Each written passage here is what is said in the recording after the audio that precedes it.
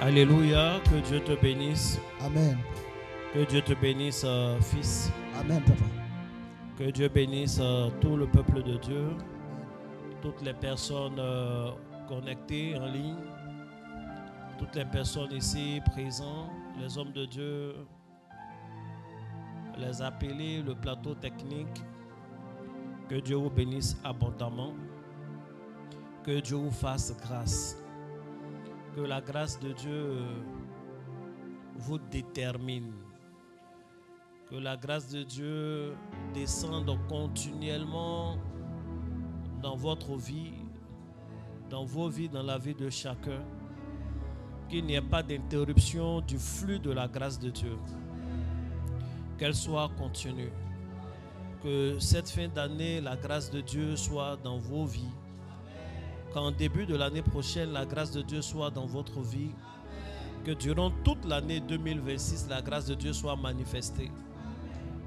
Que la grâce de Dieu ne s'interrompe plus. Au nom de Jésus-Christ de Nazareth.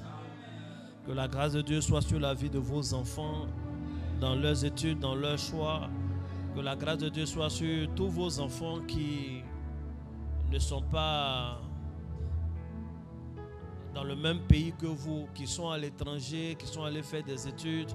Que la grâce de Dieu soit sur leur vie. Bien-aimé, tu vas prier. Prie le Seigneur. Tu vas commencer à dire: Seigneur, sois avec moi. Seigneur, viens nous parler en ce jour. Prie comme ça. Commence à prier. Commence à prier.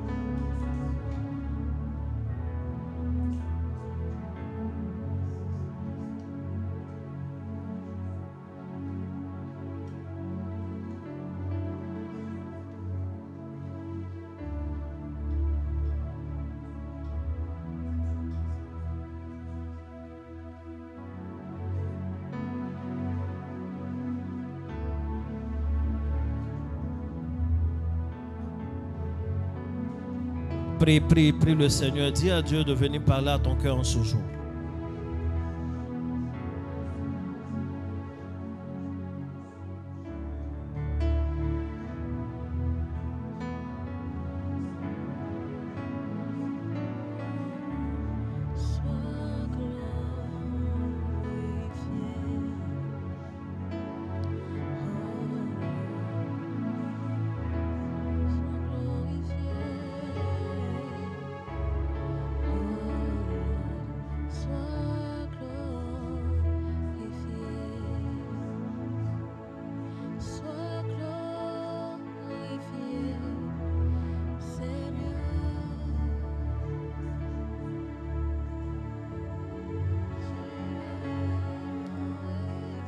Merci Seigneur.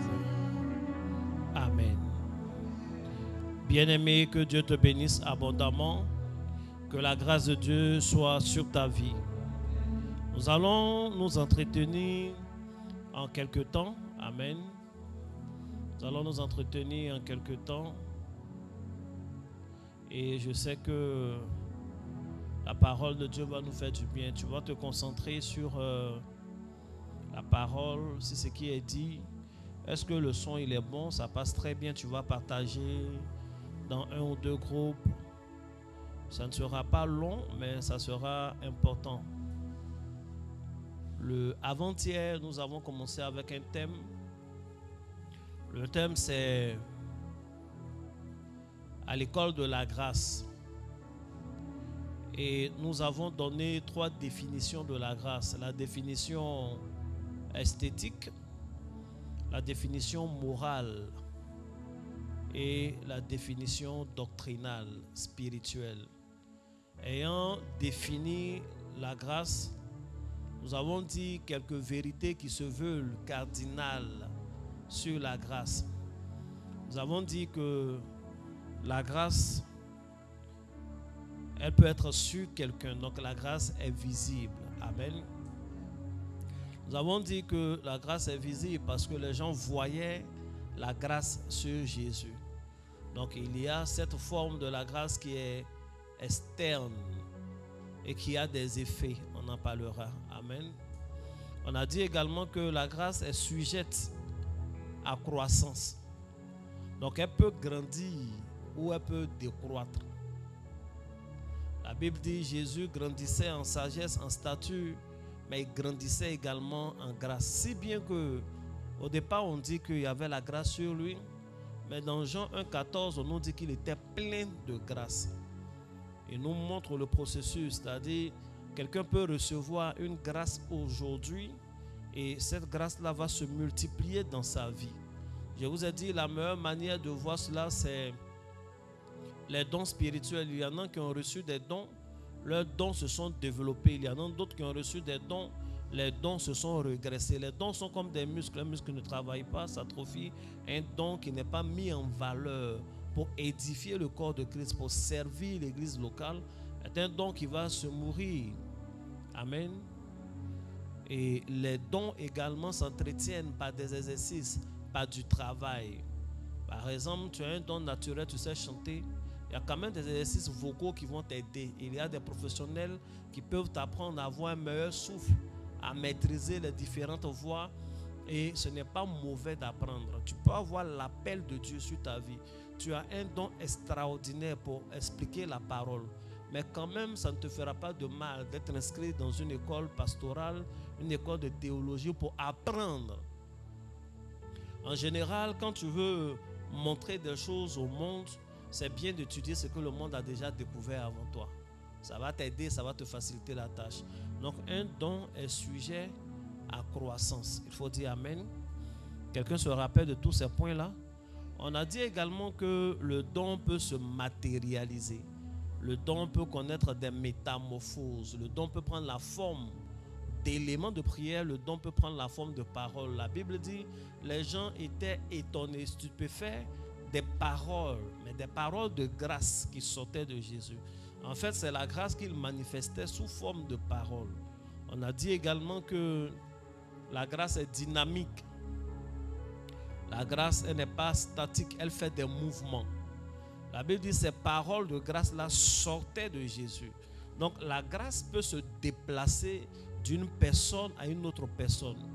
La grâce peut se déplacer d'un lieu à un autre lieu, d'un temps à une autre époque, une autre période. Donc la grâce est sujet à mouvement de personne à personne, de peuple à peuple. La grâce est sujette à mouvement de génération à génération, d'un temps à un autre temps, d'une personne à une autre personne, d'un lieu à un autre lieu. Donc c'est la grâce.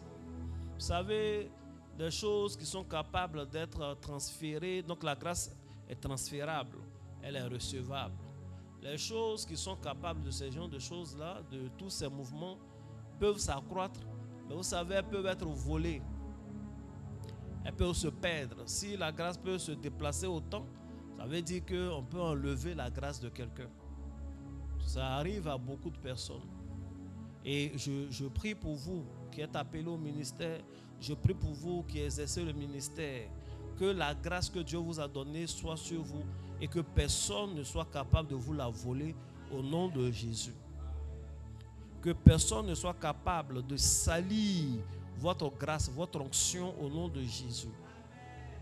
Ne salissez pas vous-même votre onction, ne permettez à personne de la salir. Vous savez, la Bible dit, ce sont les mouches mortes qui font fermenter l'huile du parfumeur. Ce n'est pas éléphant mort, petite mouche morte. Il y a des choses qui peuvent faire sentir mal l'onction même de quelqu'un. Les mouches mortes font fermenter la si agréable huile du parfumeur lui-même. Amen.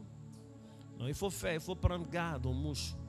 Je prie que les mouches s'éloignent de toi. Que les mouches en essaim, les mouches individuelles qui viennent, que ces choses s'éloignent de ta grâce au nom de Jésus. Que ces choses s'éloignent de tes dons.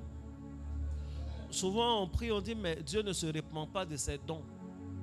Écoute, je peux venir te donner 1 million. Je te donne 1 million, tiens. Parce que je suis très content de toi. Et puis après, tu commences à mal te comporter avec moi.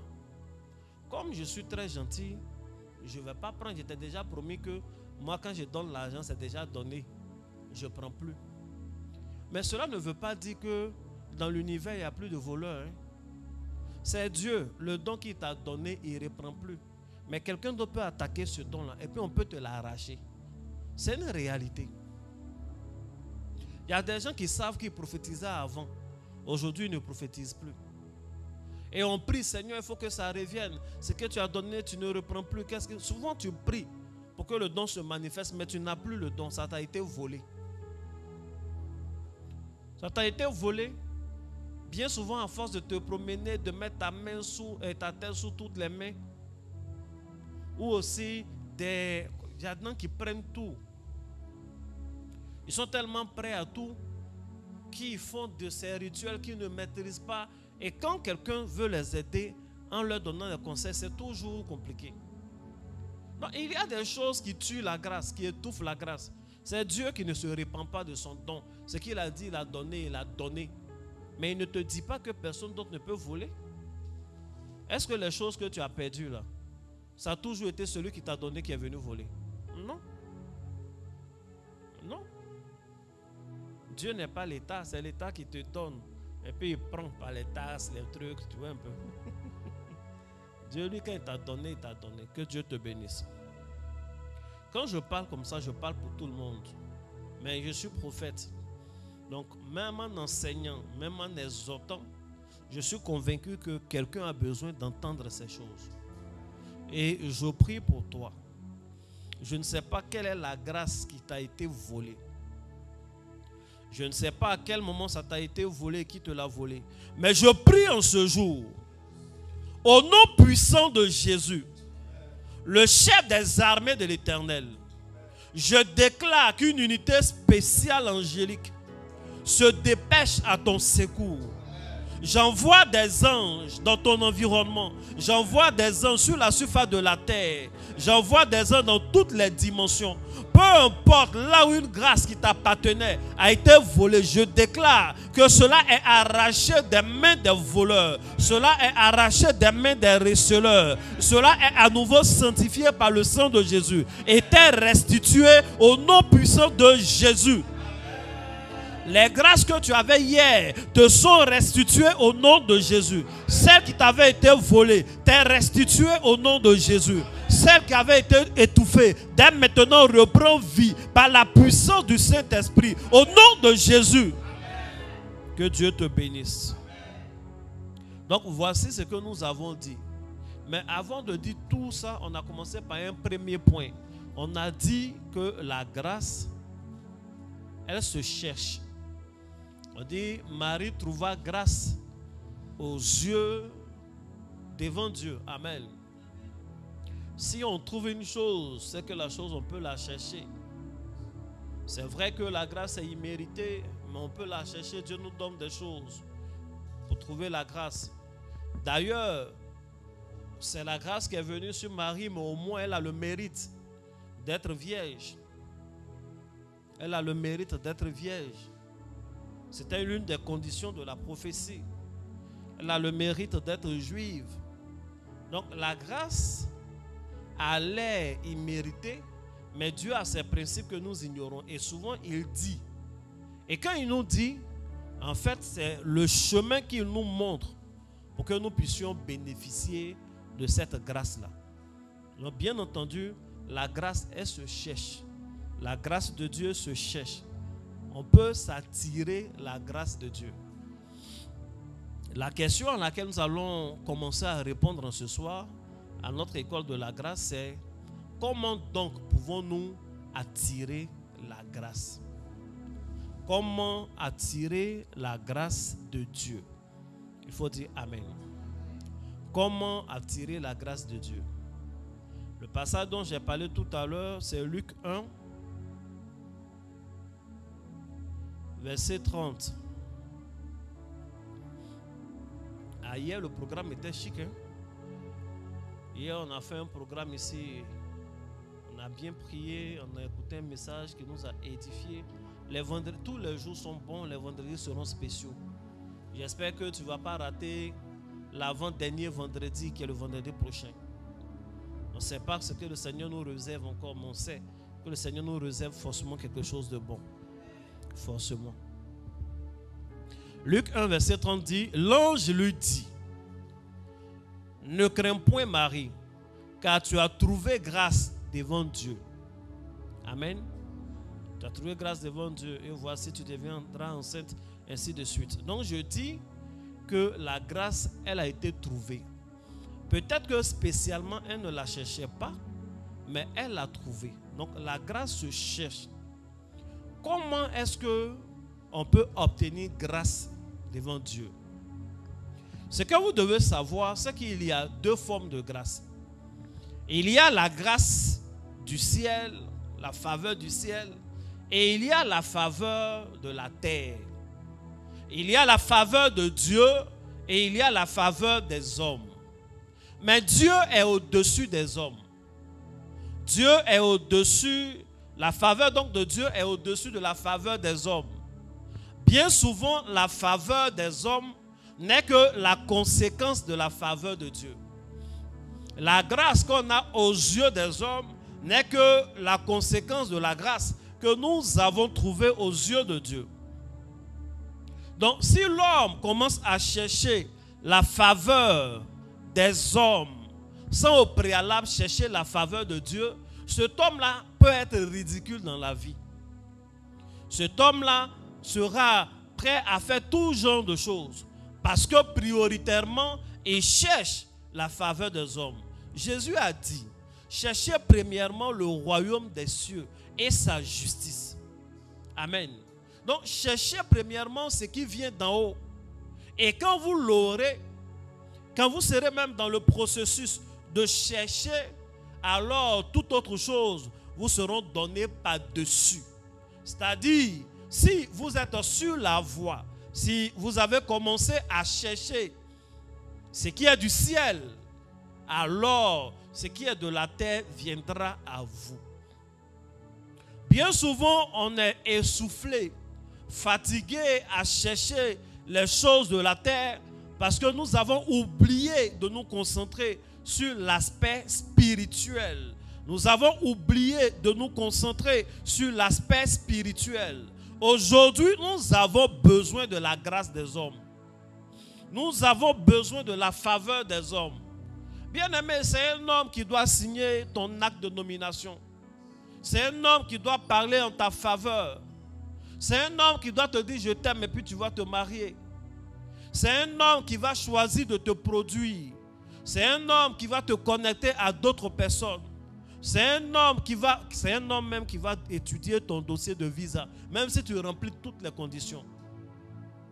Donc rien de ce que nous obtenons sur la terre, nous ne pouvons les obtenir sans le concours de l'homme. Mais pour nous qui croyons, pour nous qui comptons sur Dieu, nous savons que, en fait, en ce qui concerne les hommes, c'est important, mais il y a plus important. Cherchons d'abord pour Dieu et la conséquence sera l'activité des hommes, leur concours. Il faut dire Amen. Et d'ailleurs, les principes que Dieu nous donne pour chercher la faveur de Dieu, si on les respecte, bien souvent, on est apprécié des hommes aussi. Il n'y a pas un homme qui, par exemple, a le fruit de l'esprit, qui va être détesté par tout le monde. Il aura au moins des gens qui vont t'apprécier. Il aura des gens qui vont apprécier l'homme de paix. Amen. Il aura des gens qui vont apprécier l'homme bon. Souvent on t'apprécie juste quand on se fout de toi-même, mais quand même on t'apprécie. Amen. Donc les choses, le fruit de l'esprit n'est pas contre la loi. Tu vas prendre la Bible dans le livre de Hébreux chapitre 11, le verset 6. Il faut bien sûr, il faut prendre note, parce qu'aujourd'hui ne sera pas très long, vu que nous avons culte demain matin. Hébreux 11, verset 6. La Bible dit, or, sans la foi, il est impossible de lui être agréable. Car il faut que celui qui s'approche de Dieu croit que Dieu existe et qu'il est le rémunérateur de ceux qui le cherchent. Amen. Il y a 2 mots ou 3 mots qui sont importants, mais il y a 2 mots vraiment sur lesquels j'insiste. Or, sans la foi, il est impossible, il faut souligner impossible, de lui être agréable. Car il faut, le verbe falloir, amen, que celui qui s'approche de Dieu croit que Dieu existe et qu'il est le rémunérateur, donc celui qui récompense ceux qui le cherchent. Je vais lire le même verset dans la version Parole de vie. Il dit: personne ne peut plaire à Dieu s'il ne croit pas. Personne ne peut plaire à Dieu s'il ne croit pas. Celui qui s'approche de Dieu doit croire ceci: Dieu existe et il récompense ceux qui le cherchent. Amen. Comment attirer la grâce de Dieu? Numéro 1, par la foi. C'est par la foi d'abord. La Bible dit, nous sommes en train de faire des choses. Peut-être on va prier, peut-être on va jeûner, peut-être il y a beaucoup de secrets. Il y aura beaucoup d'huile. Il aura, je ne sais pas quels sont les éléments qu'on prend pour prier. Mais la Bible dit, il est impossible, il est totalement impossible que nous puissions plaire à Dieu, que nous puissions lui être agréables. Donc, par conséquent, que nous puissions bénéficier de sa grâce s'il n'y a pas la foi. Il est donc un devoir. C'est donc indispensable pour celui qui s'approche de Dieu, pour celui qui veut compter sur la grâce de Dieu, pour celui qui doit compter, qui veut compter sur la faveur de Dieu, de croire qu'effectivement ce Dieu-là existe et qu'il est à même de récompenser ceux qui le cherchent. Bien-aimé, la foi est déterminante. Et lorsque nous lisons tout le chapitre de Hébreux 11, on se rend compte que la plupart, et d'ailleurs tous même, des patriarches, des personnages importants de l'Ancien Testament, qui ont posé des actes de bravoure, qui ont fait des choses extraordinaires. La Bible dit que c'est par la foi qu'ils ont obtenu tous ces résultats. C'est par la foi qu'Abraham a obtenu tous ces résultats. C'est par la foi que Sarah, étant âgée, a pu accoucher. C'est par la foi Joseph, par la foi eux tous, par la foi David. En fait, tous ceux que nous acclamons, tous ceux qui ont posé des actes, on trouve qu'ils sont chanceux. La Bible dit, c'est par la foi qu'ils ont obtenu tous ces résultats.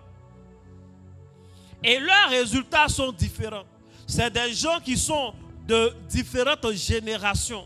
Ce n'est pas des gens qui appartiennent au même siècle. Il y en a, c'est des siècles même qui les séparent. Mais le mode d'action n'a pas changé. Le mode d'attraction de la grâce n'a pas changé. Peu importe le siècle. Tout cela, c'est par la foi. Je veux exhorter un enfant de Dieu à compter sur Dieu. Je veux t'exhorter à arrêter de compter uniquement sur tes forces. C'est bien d'avoir ta force, mais ta force ne peut pas changer ta vie. C'est bien d'avoir tes diplômes, poursuis même les études. Essaie d'avoir d'autres diplômes, mais ce n'est pas ça qui est déterminant. La première chose qui compte pour toi, c'est la faveur de Dieu. C'est Dieu qui est capable de t'élever. C'est Dieu qui est capable de te positionner. C'est Dieu qui est capable de mener des combats pour toi. C'est Dieu qui est capable de te mener dans des lieux auxquels tu n'avais même pas pensé. C'est Dieu qui est capable de mettre son cachet d'approbation sur toi et les hommes ne feront qu'exécuter. Donc c'est par la foi que tout commence. En croyant, je veux parler à une personne qui a commencé à se décourager, Je veux parler à une personne qui ne croit plus en Dieu, ou plutôt qui ne croit plus en sa destinée. Je veux parler à une personne qui ne croit plus qu'il peut avoir un bon ministère, qui ne croit plus qu'il peut réaliser des choses sur la terre des hommes. Une personne qui pense que sa vie est ratée, ça ne va même pas, c'est pas possible. J'ai commencé mal, là où je suis, les autres ont pris de l'avance. C'est une réalité. Mais il y a une vérité qui transcende cette réalité, c'est que rien n'est impossible à Dieu. Rien n'est impossible à Dieu. Si tu mets ta foi en lui et que tu commences à le chercher et tu commences à compter sur lui, la Bible dit, il est le rémunérateur de ceux qui le cherchent. Qu'est-ce que celui qui a pris un jeune berger et qui a fait de lui un roi n'est pas capable de faire pour toi? Qu'est-ce que celui qui est capable de faire sortir de l'eau du rocher, le rocher le plus dur, qu'est-ce qu'il ne peut pas faire pour toi? Qu'est-ce que celui qui a fait d'Esther la reine, une fille qui était d'un peuple qui était assujetti, une jeune fille orpheline, mais on a fait d'elle la reine de la plus grande puissance de son époque. Et c'est Dieu qui l'a fait, c'est Dieu qui l'a choisi en un rien de temps.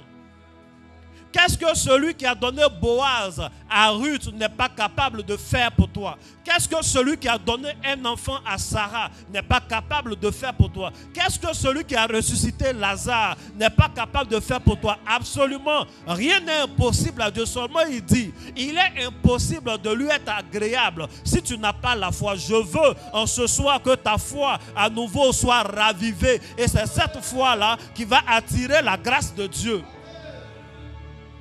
Il faut croire en Dieu et il faut croire en toi. Vous savez, je veux te dire une vérité. Je veux que tu écrives ça. Si tu as bien compris la vérité que je suis sur le point de te dire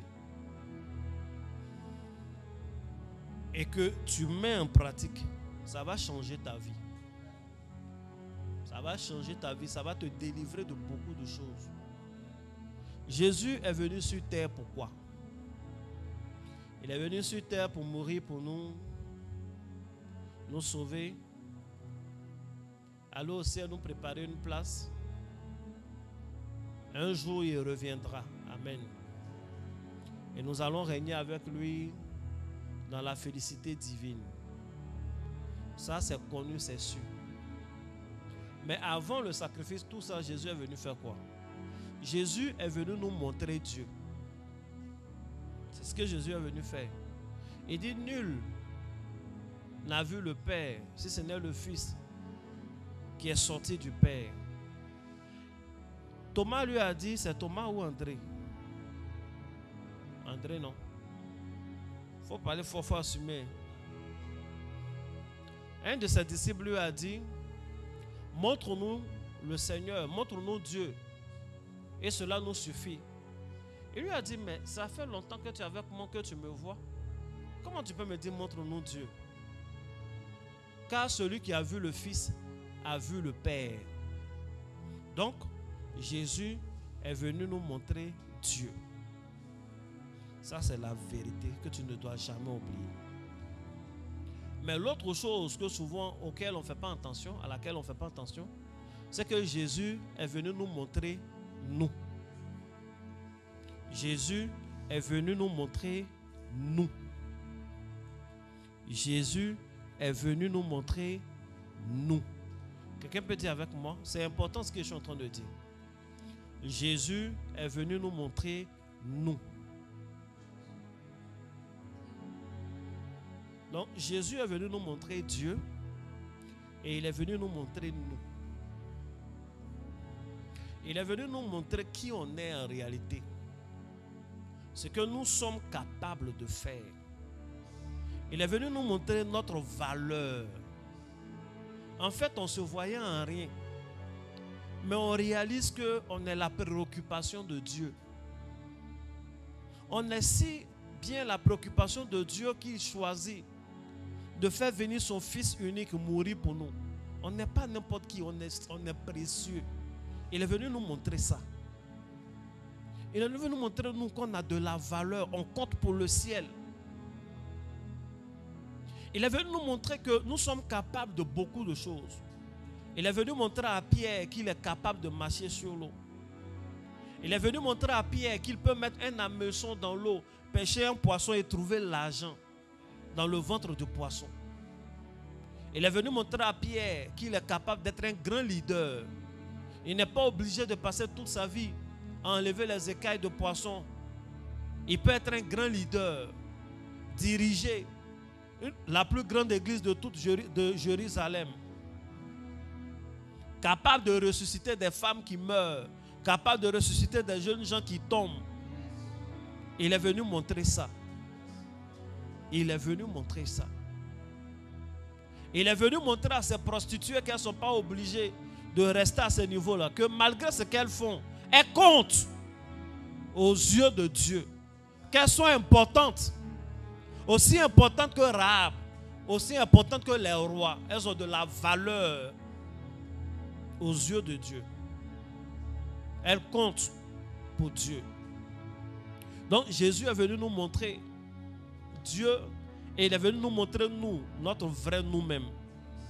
Et il nous a dit, si nous croyons en lui, on sera capable de faire ce qu'il fait, et même au-delà de ce qu'il fait.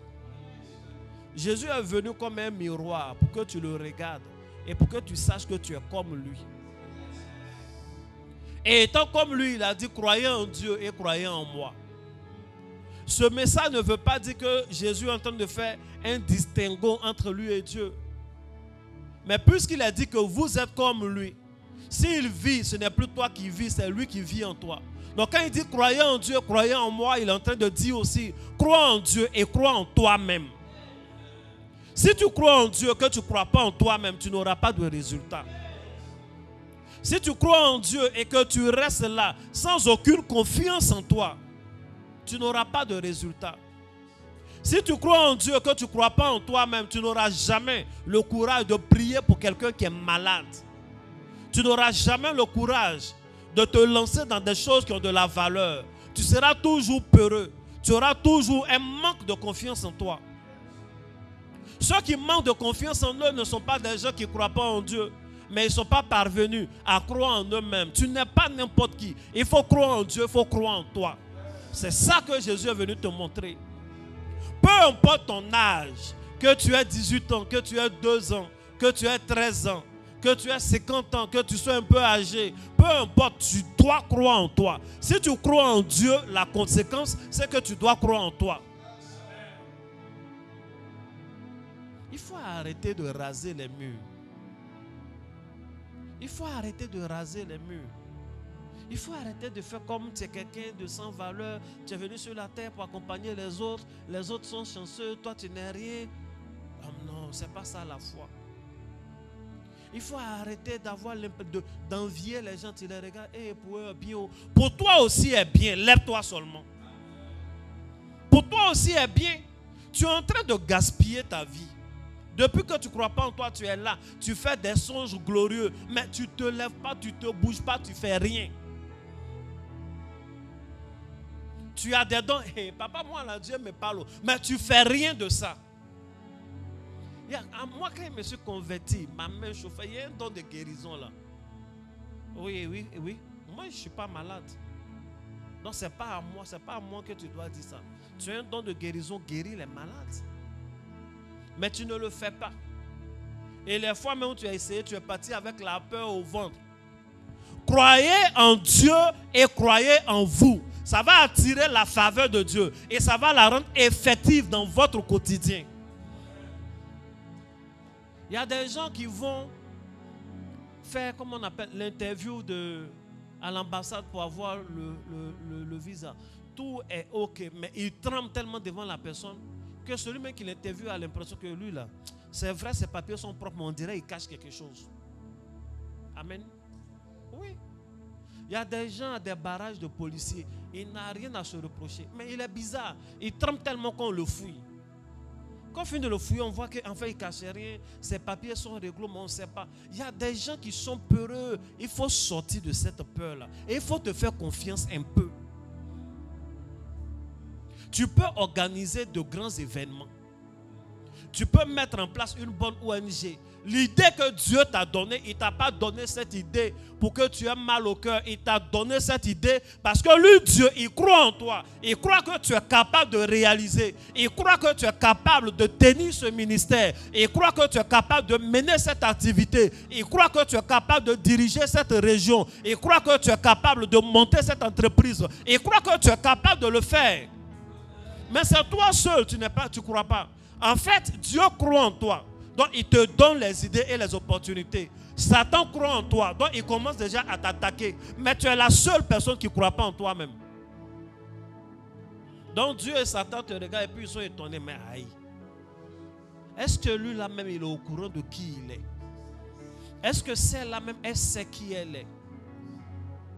Et souvent, Dieu, il veut t'informer de qui tu es. Donc, il te fait faire des rêves flash où il envoie des hommes de Dieu qui te parlent. Tu entends, waouh, mais tu restes là.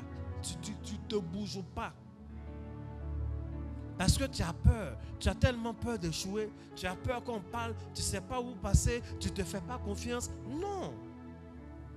Tu es en train d'entendre un si beau message. Un message qui doit te déterminer. Quand on va finir le message, ça va te déterminer du matin de ce soir jusqu'au demain matin. Après demain matin, tu oublies. Et tu ne fais que te souvenir de toutes les paroles qu'on t'a dites hier qui te rabaissaient. Les paroles qu'on dit pour t'élever, ça, tu ne te souviens jamais. Pourquoi tu es comme ça? Cette façon de faire s'attaque à la grâce de Dieu que tu demandes. Cette façon d'être s'attaque à la faveur du ciel que tu demandes. Et cette façon de faire finalement va amener les hommes à ne plus te faire confiance. Quand tu ne suscites pas la confiance, finalement les gens même te regardent, ils ne sont pas trop sûrs. Que Dieu te bénisse. La première chose qui attire la faveur, c'est la foi. Il faut croire Dieu. Il faut croire en Dieu. Et il faut croire en toi. Il faut croire Dieu. Il faut croire en Dieu. Il faut croire en toi. Jésus est venu nous montrer Dieu. Jésus est venu nous montrer nous-mêmes. Il est venu te montrer la vraie version de toi, qui tu peux être, quel niveau tu peux atteindre, spirituellement, socialement et sur tous les autres plans. Je prie que le Seigneur te relève de là où tu es et qu'il te mette dans ta vraie position. Que les sentiments qui te tirent vers le bas quittent ton cœur et que la grâce de Dieu soit dans ta vie. Au nom de Jésus-Christ. Amen. Assois-toi royalement. Les gens qui n'ont pas confiance en eux souvent sont toujours tristes, sont bizarres. Et puis il y en a aussi qui sont toujours nerveux. Il y a des gens, quand tu lui donnes des tâches, en fait il veut se fâcher. C'est parce qu'il a peur, il ne se fait pas confiance. Donc il fait comme s'il est fâché, il ne veut pas. Tu vois, non? Les gens nerveux souvent ne se font pas confiance. Donc ce n'est pas toujours le gars qui passe joint là, qui n'a pas confiance en lui. Arrête de prendre des choses pour maquiller ton manque de confiance en toi-même. Il faut chasser le manque de confiance en toi-même là. Il faut croire en Dieu, il faut croire en toi. Et la faveur de Dieu et sa grâce feront le reste au nom puissant de Jésus. Amen. C'était le point le plus long. Deuxième point. Comment attirer la grâce de Dieu? Est-ce que la parole te fait du bien? Souvent quand il prêche, j'ai l'impression que vous êtes triste. D'accord. Il n'est jamais trop tard.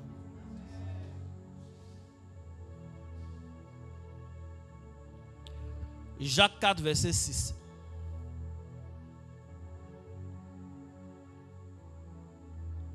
Il accorde au contraire une grâce plus excellente. C'est pourquoi l'Écriture dit: Dieu résiste aux orgueilleux, mais il fait grâce aux humbles. 1 Pierre 5, verset 5. De même, vous qui êtes jeunes, soyez soumis aux anciens, et tous, dans vos rapports mutuels, revêtez-vous d'humilité. Car Dieu résiste aux orgueilleux, mais il fait grâce aux humbles. Le même verset dans Parole de vie. Vous les jeunes, obéissez aux anciens. Et vous tous, faites-vous petits les uns devant les autres. Les livres saints disent, Dieu résiste aux orgueilleux, mais il est bon pour les petits. Amen. Dieu résiste aux orgueilleux, mais il fait grâce aux humbles. On n'a pas besoin de durer sur ce passage-là. Le deuxième point pour attirer la grâce de Dieu, le deuxième caractère, la deuxième qualité qu'il faut avoir, la deuxième vertu à manifester pour attirer la grâce de Dieu, c'est l'humilité. La Bible dit clairement, Dieu fait grâce aux hommes. Tu pries, Seigneur, fais-moi grâce. Tu fais bien de prier comme ça parce que la prière attire la grâce de Dieu. Mais avant ta prière, même Dieu a déjà dit qu'il fait grâce à ceux qui manifestent l'humilité. Il fait grâce aux humbles et il résiste aux orgueilleux. Il barre le chemin aux orgueilleux. Il limite ce que les orgueilleux devaient recevoir. Donc même quand l'orgueilleux croit être élevé, en fait, il est appelé à être plus élevé que ça. Mais c'est son orgueil qui le maintient à ce niveau-là et il se réjouit déjà. Il dit, soyez humbles. Cela est dit dans les livres saints. Dieu fait grâce à ceux qui manifestent l'humilité. Bien-aimé, il faut bannir l'orgueil de ton cœur si c'est sur la grâce de Dieu que tu veux compter. Il faut bannir l'orgueil de ton cœur si c'est l'élévation que tu veux.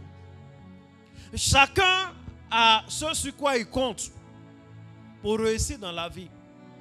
Nous autres, nous avons fait le choix de compter sur Dieu parce qu'on aime la paix du cœur. On n'aime pas les histoires où tu rentres dedans, tu es élevé, mais après tu as plein de comptes rendus à faire.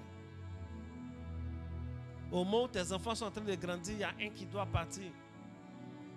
Ton argent, il y a des interdits, il y a des trucs que tu ne peux pas faire. La nuit, il y a des gens qui viennent réclamer des choses, des esprits qui font...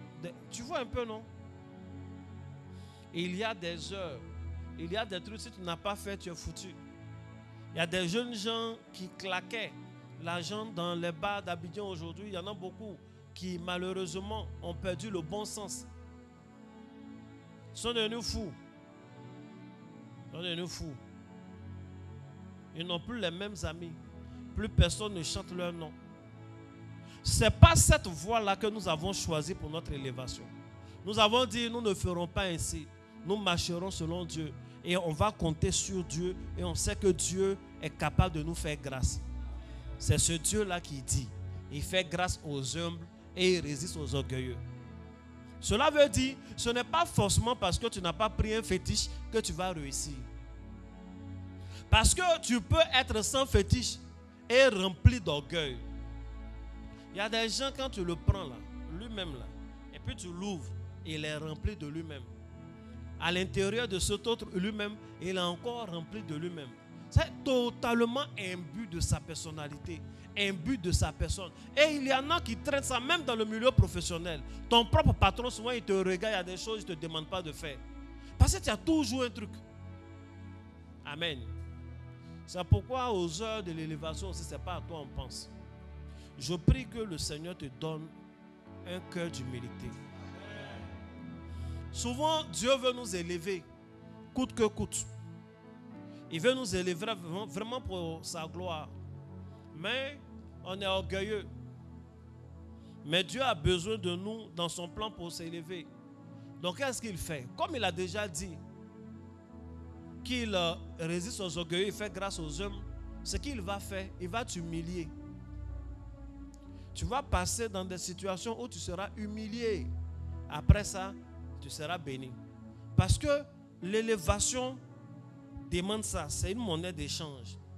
Donc soit tu es humble toi-même de caractère, de cœur avec les hommes et avec Dieu, ou alors tu seras obligé de passer par des humiliations terribles.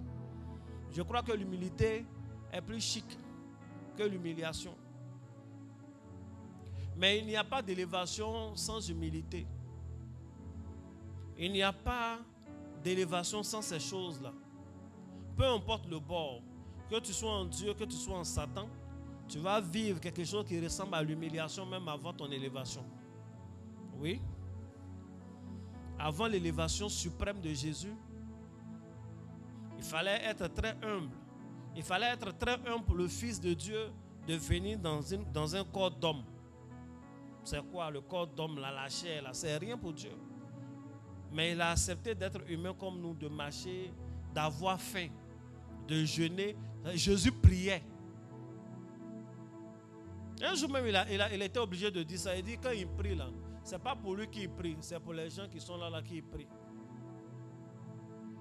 Quand il devait ressusciter Lazare, et puis il finit, il dit Lazare sort. C'est quelle prière ça là? Amen. Mais il faut qu'il montre à Dieu, au peuple qui prie, pour que la gloire revienne au Seigneur. Mais écoute, c'est très humble de sa part. Très humble de sa part. Quand il est obligé de discuter avec les pharisiens des choses de Dieu, c'est-à-dire des docteurs de la parole de Dieu, discutent avec la parole de Dieu. Il pose des questions pièges à Jésus. Un gars qui avait 12 ans même, il a posé des questions à ceux qui vous ont formés, n'ont pas été capables de répondre. Leurs enfants là, aujourd'hui où il a 33 ans, vous allez venir lui poser des questions pour le bloquer. Mais il répondait, il était là. C'est de l'humilité. C'est de l'humilité. Il marchait au milieu de la foule, c'était de l'humilité. C'est de l'humilité, il permettait aux pierres là de croire que c'est eux qui le protègent, ils sont autour de lui. Un jour, il a été obligé de leur dire que il suffit que je parle, vous allez voir des myriades d'anges ici. Donc, ce n'est pas vous qui êtes ma garde de sécurité. Donc, Jésus était humble. C'est de l'humilité que d'accepter d'être frappé, d'être cloué à la croix. Les gens le regardent, la Bible dit, tous ceux qui passaient le regardaient et secouaient la tête. Les gens regardent, il y a lui là même, c'est pas la peine. Devant toutes ces femmes qui l'appelaient Daddy, on l'a mis nu à la croix. Que Dieu vous bénisse. Et il a fait tout ça là par amour pour nous. C'est pourquoi notre affaire de Dieu, on doit prendre ça au sérieux. Parce que ça a coûté cher. Je prie maintenant que le Seigneur enlève l'orgueil de ton cœur. L'orgueil qui fait qu'on ne peut pas te parler. L'orgueil qui fait que tu ne sais pas demander pardon. Que Dieu enlève cet orgueil de ton cœur. Il y a des gens, c'est l'orgueil qui a fait qu'ils ont perdu leur homme de vie, leur femme de vie. Ça veut dire, le couple, les fiancés ou les cheminants, ils se sont disputés. Et puis chacun a dit dans son cœur, ça là, s'il ne vient pas me demander pardon, ça va rester comme ça. Elle aussi, elle a dit ça là, s'il ne vient pas me demander pardon, ça va rester comme ça. Chacun a dit, et puis c'est resté comme ça. C'est resté comme ça. Le temps est passé, c'est comme si ils n'avaient jamais eu d'histoire. À cause de deux orgueils qui se sont croisés. Souvent aussi, c'est un qui toujours vient régler les choses et demande pardon. Et puis un seul, je dis, bon, cette fois-ci, moi aussi, il ne demande pas pardon. Et puis il croise l'orgueil habituel de l'autre. Personne ne demande pardon, personne ne veut régler, personne ne veut qu'il s'explique. Et puis ça reste comme ça. Parce qu'il y a les gens, leur cœur là, ils ne savent pas, ils ont cœur de cheval. Le cheval est endurant. Ils sont forts de quand ça ne va pas. Ce n'est pas tout le monde qui est fort dans ça. Il y a des gens, vous pouvez être des frères. Vous êtes là comme ça. Vous êtes des frères, vous parlez tous les jours, vous amusez, vous causez. Et puis, il y a eu un petit truc, une mésentente. Le gars peut faire 3 mois, il est là, il ne te parle pas. Et puis, ça ne lui dit rien. De toute façon, toi, ça te dérange. Quand tu viens, tu as envie de lui parler pour dire, tiens, cette affaire-là, c'est fini, non? Lui, il n'est pas comme... Il est à l'aise. Tu le vois, matin, il mange la même longueur de pain. Pendant ce temps, toi, tu bois le café, même tu ne sens plus le goût. Il y a des gens, leur cœur comme ça. Que Dieu change ce genre de cœur-là. Amen. Ce n'est pas un bon cœur, ça. C'est un cœur méchant. Parce que tu fais souffrir l'autre. Et si ces choses-là ne sont pas traitées, et que tu es partenaire d'affaires, ou tu es partenaire de vie, c'est-à-dire c'est ton épouse ou ton époux, que vous êtes dans ça, jusqu'à ce que la mort vous sépare. Ah, mon frère, la mort peut vous séparer très tôt. Mais ce n'est pas ça la vie. Il y a des gens, leur orgueil, c'est-à-dire elle-même, elle sait qu'elle a tort. Elle ne va jamais demander pardon. Ça veut dire qu'elle a tort, non? Elle tourne jusqu'à et puis elle vient te parler. Tiens, c'est fini quoi. Et puis ça n'a qu'à aller comme ça. Ce cœur-là, ce n'est pas un bon cœur. Si tu continues comme ça, lui c'est ton mari, il est obligé d'accepter. Mais dans la vie, là, est-ce que tu seras élevé? Est-ce que ça va attirer la faveur de Dieu sur tes affaires que tu fais? Et puis quand on parle, non, lui là seulement je le maîtrise. Et même je le gère, je le maîtrise. Oui, tu le maîtrises, mais est-ce que tu maîtrises ta grâce? Est-ce que tu sais ce que ça te fait perdre? Tu ne sais pas. Il faut avoir un cœur humble. Je prie maintenant que Dieu te donne un esprit bien disposé. Que Dieu te donne un cœur humble. Que toutes les habitudes d'orgueil qui étaient en toi, que cela soit étouffé. Que cela te quitte. Je prie déjà que tu prennes la bonne décision de vaincre l'orgueil au nom puissant de Jésus. Amen. Est-ce que la parole te fait du bien?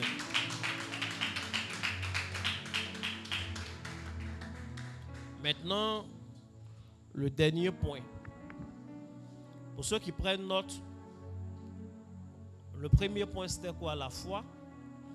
Le deuxième point, c'est l'humilité. C'est important. Le troisième point, maintenant, on va le voir. Je vais lire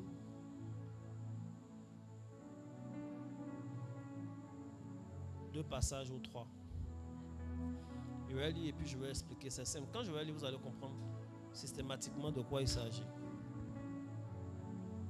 La Bible dit dans Ésaïe 1, verset 19, « Si vous avez de la bonne volonté et si vous êtes docile, vous mangerez les meilleures productions du pays. » Ça, on a déjà prêché dessus, les meilleures productions du pays.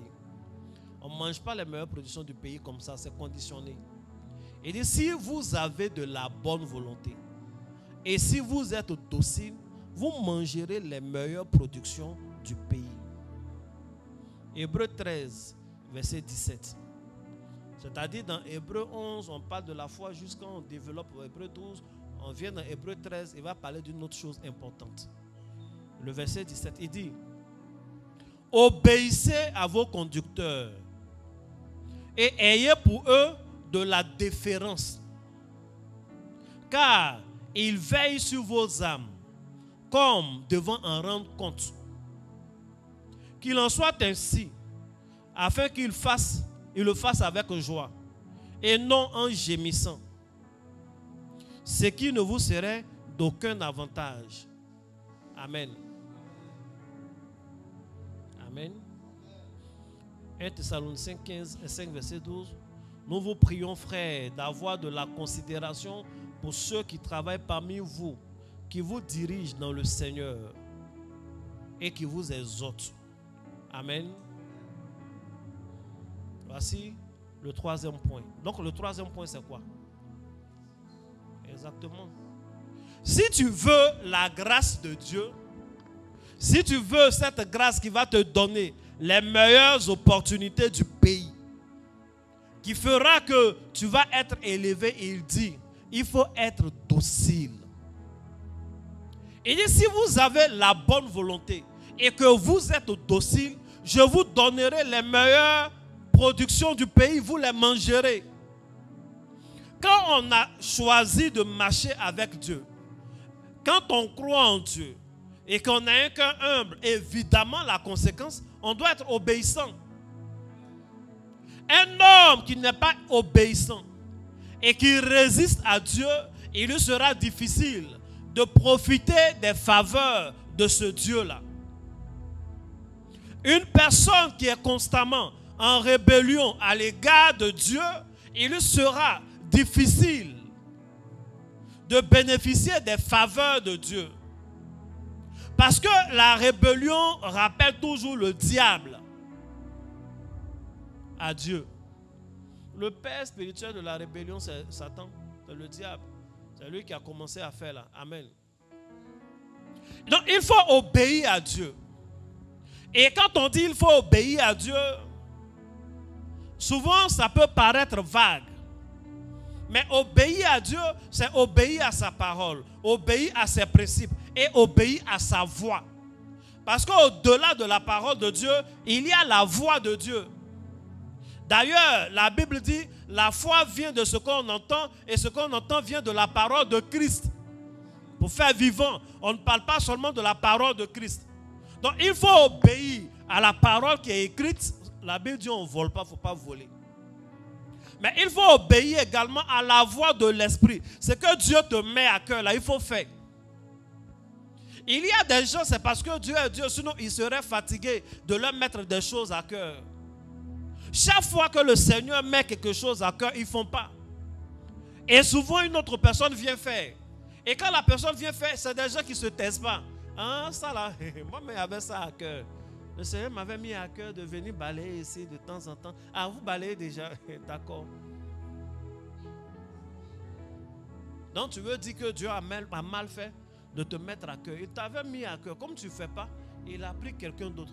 Mais tu n'as aucune idée de la récompense qui est derrière. Il y a des gens, Dieu leur met à cœur eux-mêmes.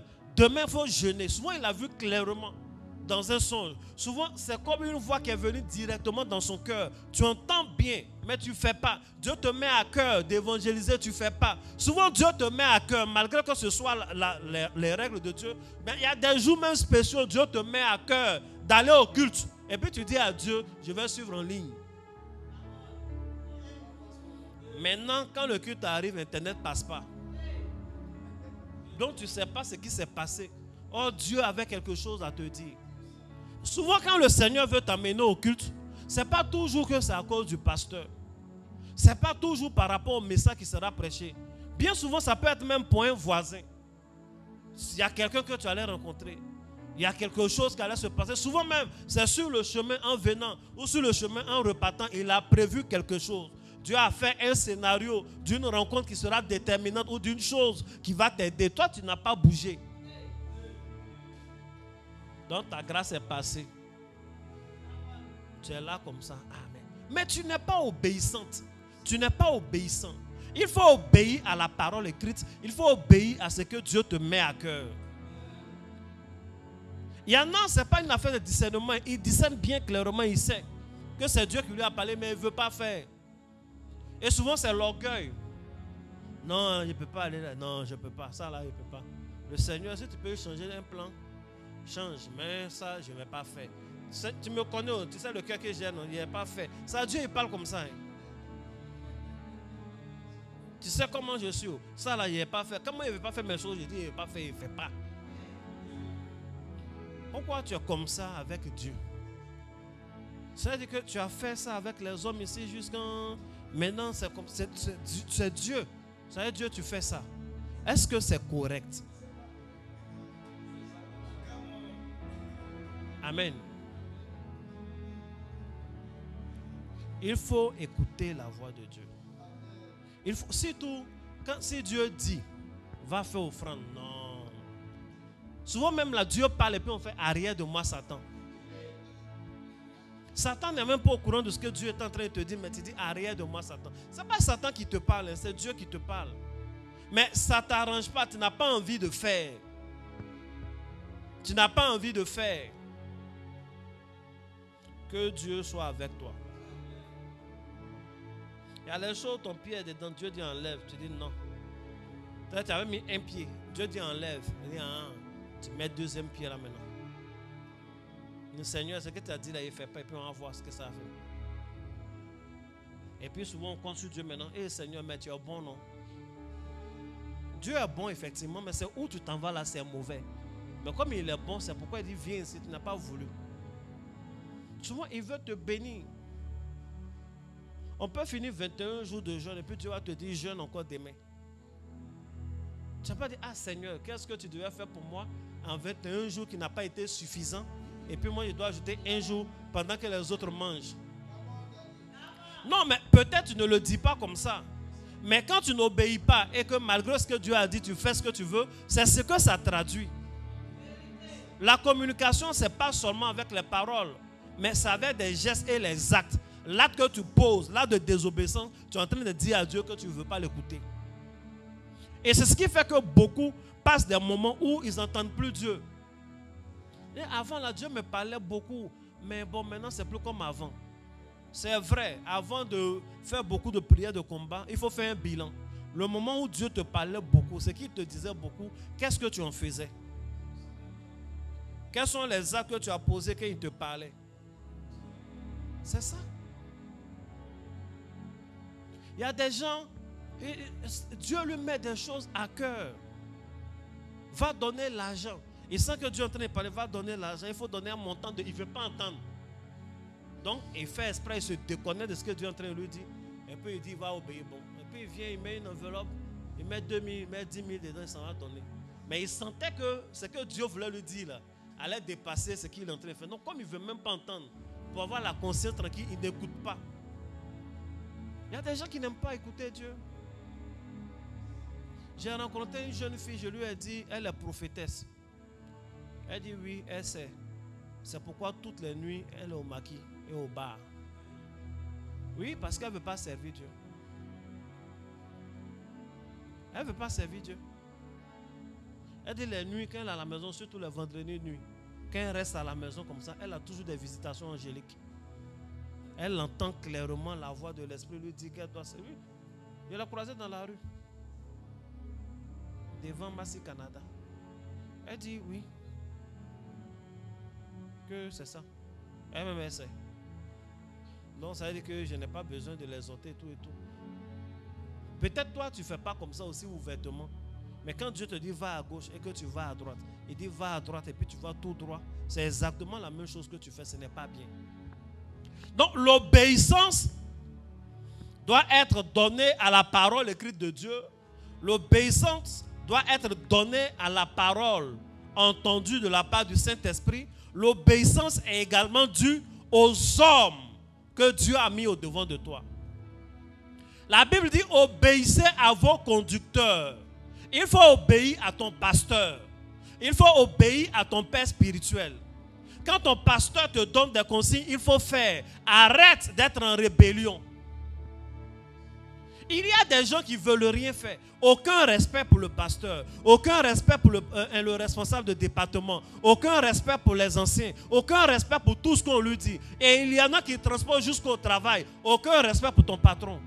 Au travail, là, ce n'est pas l'église. Hein? Il n'y a pas autant de miséricorde là-bas qu'à l'église. Amen. Un matin, tu vas avoir un courrier. Non, moi, on ne crie pas sur moi. Tu peux dire ça au travail. Amen. C'est pas bien. En fait, dans l'obéissance, il y a aussi la valeur même d'humilité. Beaucoup n'arrivent pas à être obéissants parce qu'ils ne sont pas humbles. Beaucoup n'arrivent pas à être obéissants parce qu'ils veulent se conduire eux-mêmes. Ils se disent, mais l'homme de Dieu qui me parle là, en quoi il est différent de moi? Si Dieu veut me donner des consignes, il peut me parler directement. Dieu sait où j'habite. Tu n'es pas obéissant. L'homme de Dieu que Dieu a mis sur ton chemin qui te suit, chaque jour, peu importe le message qu'il prêche, il va finir toujours par ouvrir une parenthèse où il te dit viens à l'église. Il faut venir à l'église. Il faut venir à l'église. Il faut venir à l'église. Mais tu ne viens pas, tu entends tous les jours, mais tu ne viens pas. Tu n'es pas obéissante. Tu n'es pas obéissant. Souvent, les samedis, il fait exprès, il t'envoie un message. Si tu viens ou tu ne viens pas, il va prêcher. C'est son appel.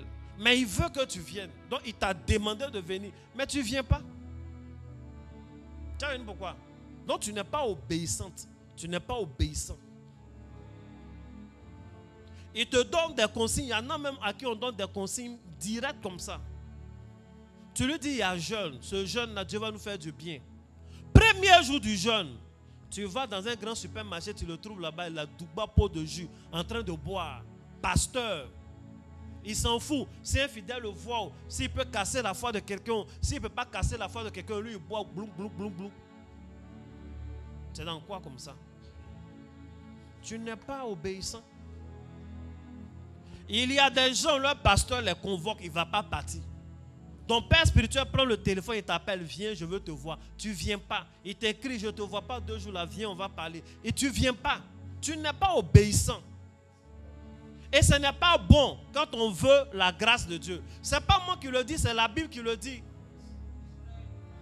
Il dit, soyez obéissants à vos conducteurs. Facilitez-leur la tâche. Il y a des personnes qui pensent qu'il y a une gloire d'être résistant à son pasteur. Ah, le pasteur, là, il voulait me mettre dans le département. Moi, on ne me contrôle pas comme ça. Hein. Non. Juste parce que le pasteur lui a dit, ah, je pense que tu peux faire service, donc tu vas faire. Et non, moi, non. Hein.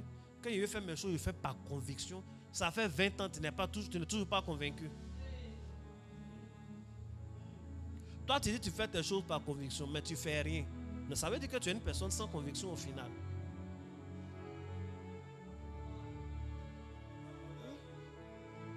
Amen. Non, moi. Bon.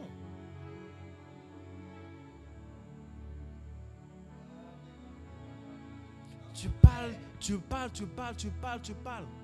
Et la Bible dit, je vais relire le passage. Ce que je vais dire, les pasteurs, tous les pasteurs et surtout les prophètes qui dirigent les communautés et qui ont des enfants spirituels vont se retrouver dedans. Amen. Il dit, obéissez à vos conducteurs et ayez pour eux de la déférence, car ils veillent sur vos âmes, comme devant en rendre compte. Souvent là, je me demande, Dieu est fort, il sait ce qu'il fait. Et c'est très souvent entre 1h et 3h du matin. Tu as fait tes prières, tu es un peu fatigué ou bien tu es là, tu t'apprêtes à prier, tu es couché ou bien tu es assis, et puis Dieu te parle. C'est là il va te demander, et tant, et puis il dit un nom. Il n'a pas envie de donner un bon, et X. Donnez-moi un nom quelconque. Non, ça ne colle pas l'exemple là. Non, ça ne colle pas l'exemple là. Et Roméo. C'est-à-dire, tu es assis là, et puis Dieu vient te dire, et Roméo, et ton fils Roméo. Il dit, aïe. Il dit, mais attends, le Seigneur, tu sais, non? Et puis il te demande, et ton fils Roméo, il est où?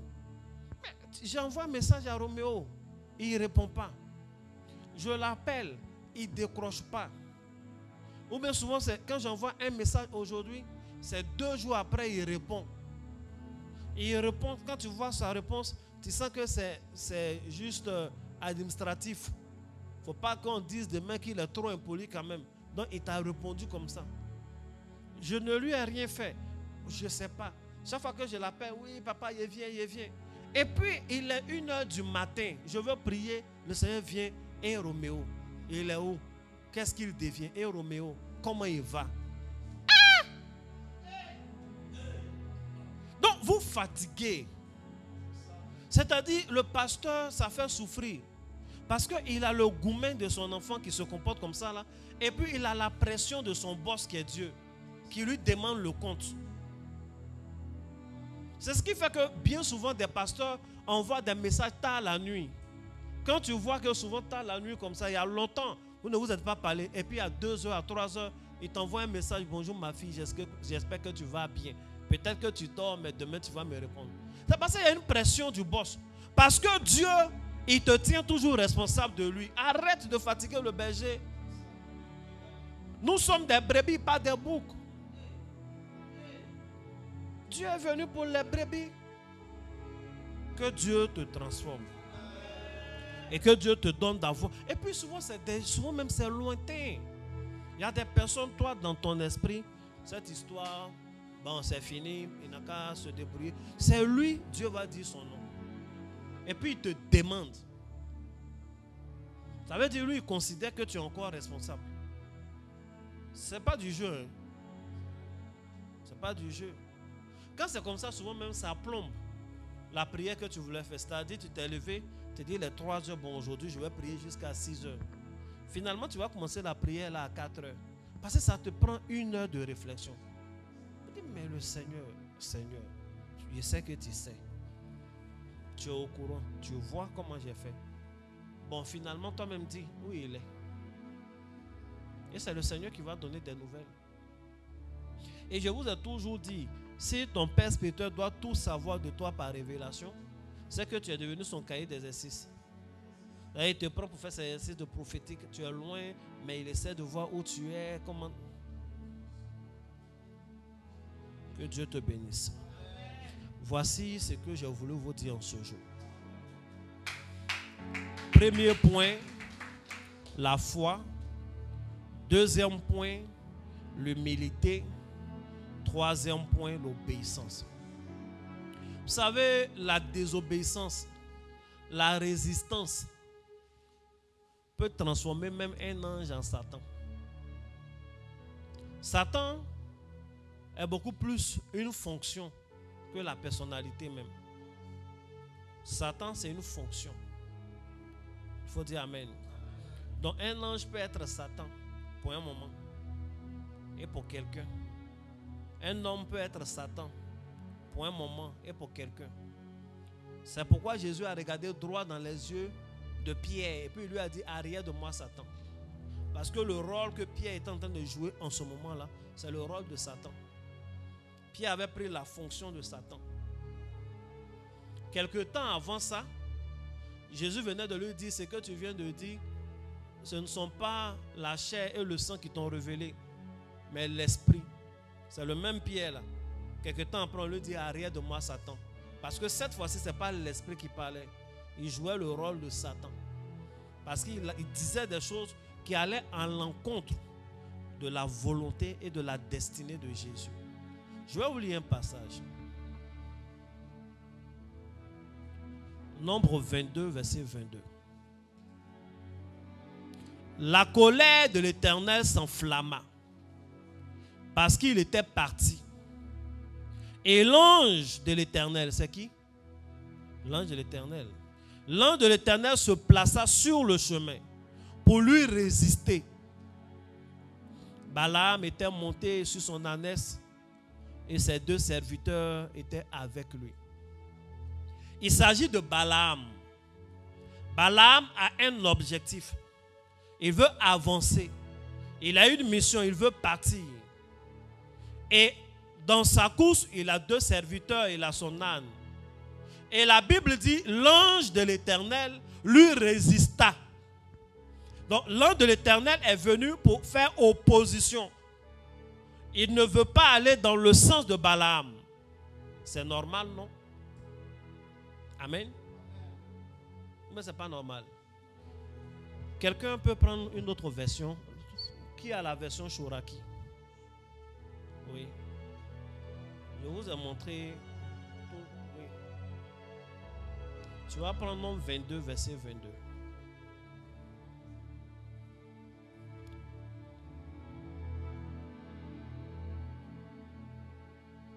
Ou alors moi-même, je vais chercher pour lui. Logiquement, les jeunes, vous devez être rapide.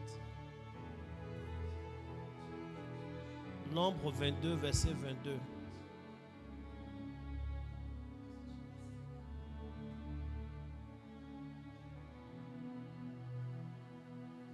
Oui, il faut lire fort, pardon.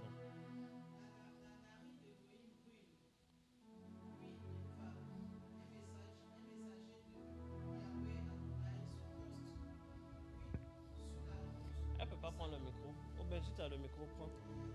Nombre 22, verset 22. La narine d'Élohim brûle. Oui, il va.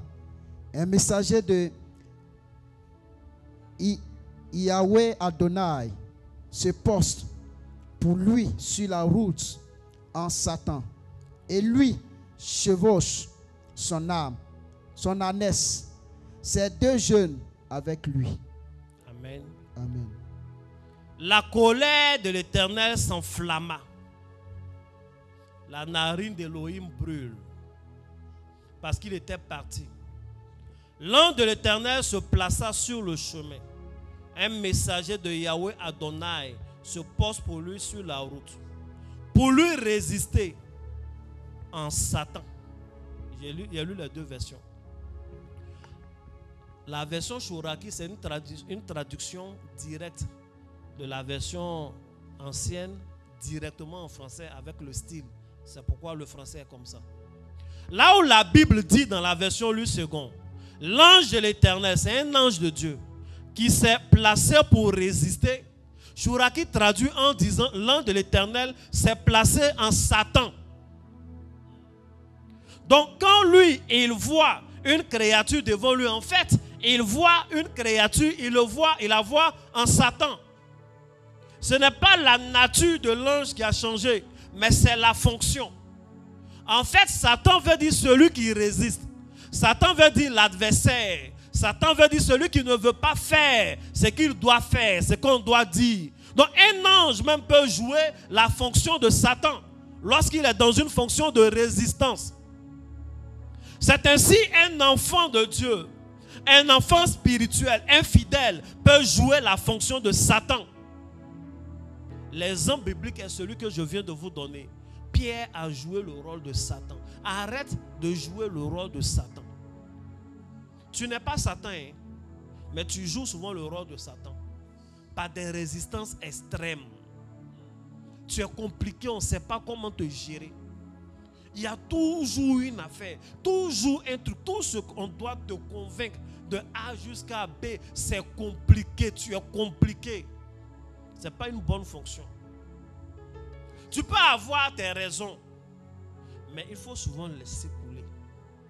Il faut avoir la foi, il faut être humble et il faut être obéissant. Voici ce que j'ai voulu partager avec vous en ce jour. Amen. Que Dieu te bénisse abondamment. Amen. Que sa main soit sur ta vie. Amen. Que sa grâce soit sur ta vie. Amen. Que Dieu te donne une foi augmentée. Amen. Que Dieu te donne de l'humilité réelle. Amen. Et véritable. Amen. Que Dieu te donne un cœur et un esprit obéissant. Amen. Et que toutes les récompenses qui sont rattachées à ces vertus se déversent dans ta vie. Amen. Que Dieu te bénisse. Amen. Au nom de Jésus. Amen. Amen. Amen. Nous avons fini. Acclame Jésus.